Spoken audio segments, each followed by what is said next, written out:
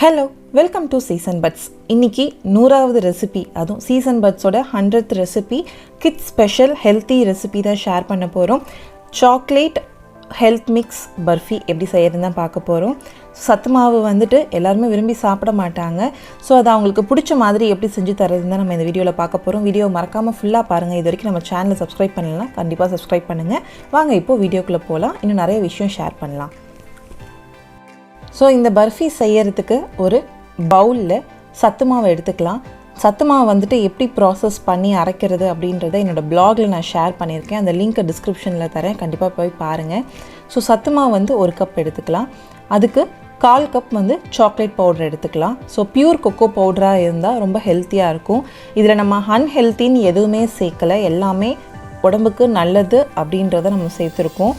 So kho kho பவுடரோட தேவையான இனிப்புக்கு brown sugar சேர்க்குறோம். நாட்டு சர்க்கரை 1 கப். எவ்வளோ நீங்கள் வந்து சத்து மாவு எடுக்கிறீங்களோ அதுக்கு ஈக்குவலாக நாட்டு சர்க்கரை எடுத்துக்கோங்க. ஸோ டேஸ்ட்டை பொறுத்து நீங்கள் கூடவோ குறைவோ சேர்த்துக்கலாம். போய் தண்ணி ஊற்றி நல்ல கட்டி இல்லாமல் கரைச்சிக்கலாம். நல்லா தோசை மாவு பதத்துக்கு வந்து நல்லா கரைச்சி எடுத்துக்கலாம். ஸோ இந்த மாதிரி நம்ம ஃபஸ்ட்டே தண்ணி ஊற்றி நல்லா கரைக்கும் போது உங்களுக்கு வானலில் வச்சு கிண்டும் போது ரொம்ப ஈஸியாக இருக்கும். சீக்கிரம் வந்து கட்டி விழாது.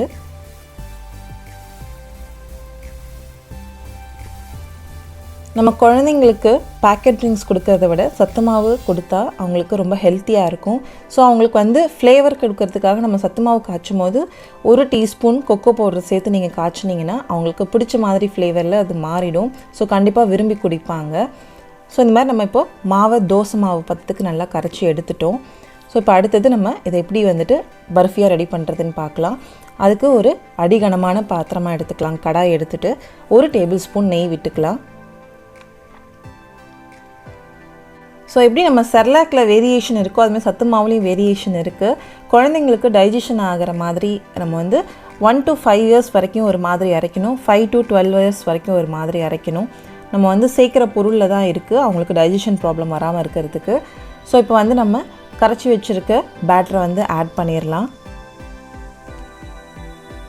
அந்த பவுலில் ஒட்டிகிட்டு இருந்துச்சுன்னா அதையும் நீங்கள் கொஞ்சம் வாட்டர் விட்டு நல்லா வாஷ் பண்ணி அந்த வாட்டரையும் ஆட் பண்ணிக்கோங்க. ஸோ வேஸ்ட் பண்ண வேணாம் எதையும். ஸோ இப்போ நம்ம எல்லாத்தையும் நல்லா ஆட் பண்ணியாச்சு.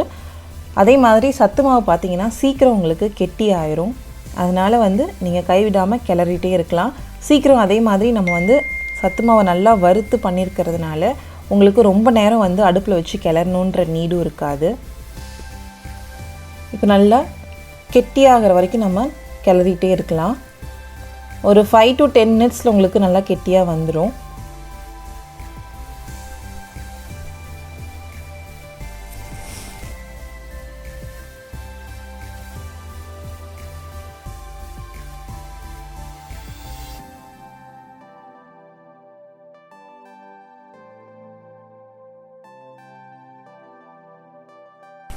இப்போது நல்லா கெட்டியாக வந்துருச்சு. ஸோ நீங்கள் அடுப்பு மீடியம் ஃப்ளேமில் வச்சு கிளறினீங்கன்னா உங்களுக்கு அவ்வளோ சீக்கிரம் அடிப்பிடிக்காது. இப்போ இது கூடவே நமக்கு பிடிச்சமான நட்ஸ் வந்துட்டு கோர்ஸாக கிரைண்ட் பண்ணி சேர்த்துக்கலாம். கொஞ்சம் நரன்னு அரைச்சிட்டு, ஏன்னா குழந்தைங்களுக்கு வாயில் பட்டுச்சு அப்படின்னா சில பேர் வந்து அதை அவாய்ட் பண்ணுவாங்க. ஸோ அந்த மாதிரி இருக்கக்கூடாதுன்றதுக்காக நம்ம கோர்ஸாக ஆட் பண்ணியிருக்கோம். ஸோ நான் வந்து பாதாம், பிஸ்தா, walnut, pumpkin seeds, cucumber seeds எல்லாமே போட்டு நல்லா கோர்ஸாக கிரைண்ட் பண்ணி ஆட் பண்ணியிருக்கேன். ஸோ இப்போ இதையும் போட்டு நல்லா மிக்ஸ் பண்ணிக்கலாம். இப்போ நம்ம நெய் ஆட் பண்ணிக்கலாம். ஸோ நெய் ஆட் பண்ணிவிட்டு ஒரு 5 minutes வந்து நம்ம மீடியம் ஃப்ளேமில் குக் பண்ணால் போதும், உங்களுக்கு சுவையான பர்ஃபி வந்து ரெடி ஆயிரும். ஸோ இது நீங்கள் ஹல்வா மாதிரியும் கொடுக்கலாம் குழந்தைங்களுக்கு. 1 or 2 tablespoon வந்து நெய் விட்டு நல்லா கிளறிக்கலாம். ஸோ வானலில் ஒட்டாமல் வரணும். ரொம்ப நெய் வந்துட்டு இந்த பர்ஃபிக்கு தேவைப்படாது. ஸோ நீங்கள் 1 tablespoon நெய் விட்டுட்டு நல்லா கிளறி விட்டுட்டு பத்தலைன்னா இன்னொரு tablespoon விட்டுக்கோங்க. ஸோ இனிமேல் வந்து நம்ம குக் பண்ணும்போது பார்த்திங்கன்னா உங்களுக்கு வானலில் ஒட்டாமல் நல்லா அழகாக சுருண்டு வரும்.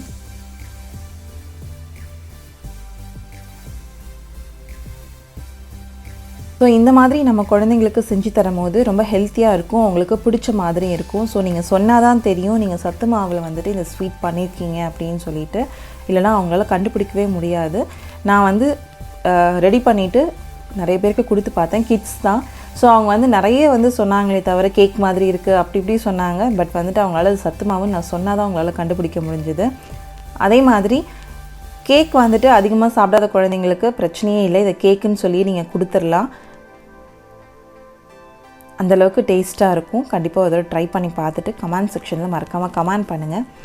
இப்போது நல்லா சுருண்டு வந்துருச்சு. வானலில் ஒட்டாமல் சுருண்டு வருது அப்படின்னாலே நம்ம அடுப்பை ஆஃப் பண்ணிடலாம்.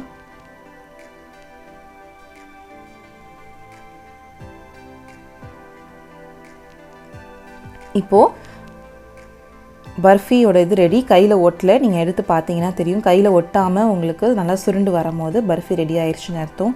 இது அப்படியே வந்துட்டு நம்ம ஒரு பிளேட்டில் கீ அப்ளை பண்ணிவிட்டு அதில் ட்ரான்ஸ்ஃபர் பண்ணிடலாம்.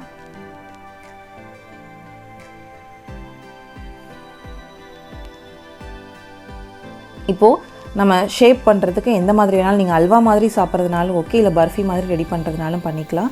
ஸோ நான் வந்து ஆல்ரெடி கொஞ்சோண்டு அரைச்சி வச்ச நட்ஸே வச்சுருக்கேன். ஸோ அதை வந்து மேலே வந்துட்டு சீசனிங் பண்ணிக்கிறேன்.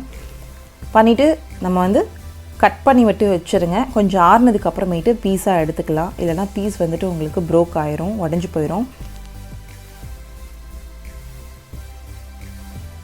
சுவையான சத்து மாவு சாக்லேட் பர்ஃபி ரெடி. ஸோ இந்த ரெசிபி உங்களுக்கு பிடிச்சிருந்தா மறக்காம நம்ம சேனலை சப்ஸ்கிரைப் பண்ணுங்கள், ஷேர் பண்ணுங்கள், கமெண்ட் பண்ணுங்கள். உணவே மருந்து, மருந்தே உணவு, அதுவே நம் பாரம்பரியம். தேங்க்ஸ் ஃபார் வாட்சிங் திஸ் வீடியோ.